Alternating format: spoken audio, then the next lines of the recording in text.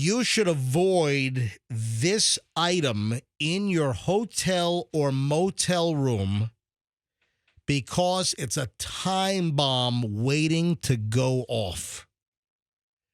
What should you avoid? Next time you check into a hotel, motel, Holiday Inn, what should you avoid?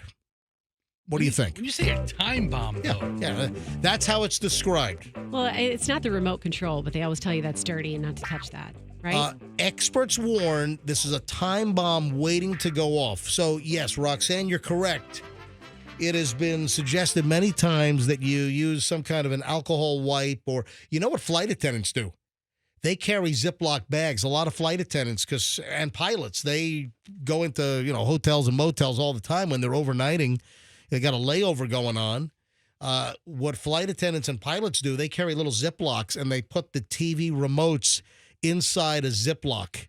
And they just operate the remote through the Ziploc. That makes sense. Or, Michelle travels with, 19 pouches of PDI hospital-quality alcohol wipes. But I like the Ziploc idea. That's not what it is, though. But, Roxanne, you're correct. You pay attention to the show.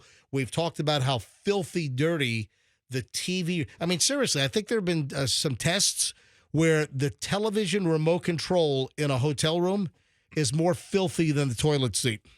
Didn't we talk earlier in the week last week about air conditionings being so filthy? We did. It was last week. That mouth breathers get some crazy disease. There was it wasn't. Mold spores. Yeah. There was some woman that came down with all kinds of white bumps all over the back of her throat. Her throat was raw and sore. And the doctor said that it was the motel or hotel air conditioner, that she cranked it down to like 64, and she's like mouth breathing all night. And I guess it was mold from the air. That's true. But nope, that's not what it is. That's not the latest time bomb in a hotel motel that you have to be aware of. When you say time bomb, though, I think of something that's going to explode. Like that? Much like that, if not exactly. Avoid this. You have no idea what it is, right? No. Putting fish in the mini fridge. I don't know what. I have no idea. Experts are warning not to use this in your hotel room because it is a breeding ground for bacteria and fungi. The tub. No. With a hairdryer. But I bet you the tub is filthy. Yeah. Where are your Hold on. shower What shoes? did you just say? I said hairdryer. Boom. Really? Only because it's the only thing I could think of besides the iron that gets hot in your hotel room. Yep. Well, would that be the case with any hair dryer? Because I guess where you're going with this is that it's a place for bacteria to store, and then you turn it on and blows it all in your face. The difference is, and my wife draws a clear line with her bacteria versus the bacteria of thousands of other people. Yeah. Using a hairdryer riddled with bacteria and germs does pose health risks and can be detrimental to your hair health. Dust, mold, debris.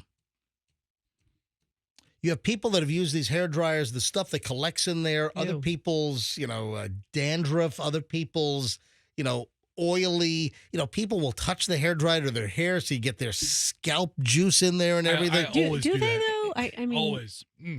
Who touches a hair dryer to their hair? Hey, touch it all over. Froggy has that condition where he's got to run a hair dryer. So he'll use a hotel hair dryer, put it in bed with him in order to help him with his migraines when he travels. So you got a hair dryer in bed with Froggy. It's probably touching his crotch at some point, and then you're going to hold this thing and dry your hair with it?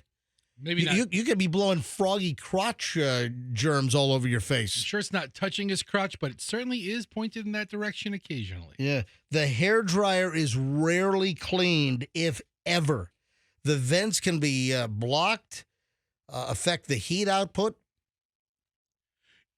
Neglected hair dryers are time bombs waiting to go off, said this environmental scientist. Debris buildup inside the device spells overheating, increasing the risk of singeing your hair, your scalp, as well as all the bacteria, fungi, and germs that it's blowing all over your face, into your orifices. You can even picture the cleaning crew going into the room and just wiping down the plastic outside of the hairdryer, just giving it a wipe down. Also, here's another problem. What's that? Hair dryers have the cold and the hot setting. A lot of times when you've got the housekeepers at hotels and motels, they're really sweating their butts off all day long. It's not uncommon for them to put it on the cold setting and stick the hairdryer down their butt crack just to kind of cool themselves off, or the front. Yeah. Yeah. So, bring a little relief from the heat. Exactly. I mean, they're hardworking people. Exactly. Oh. So heads up on that.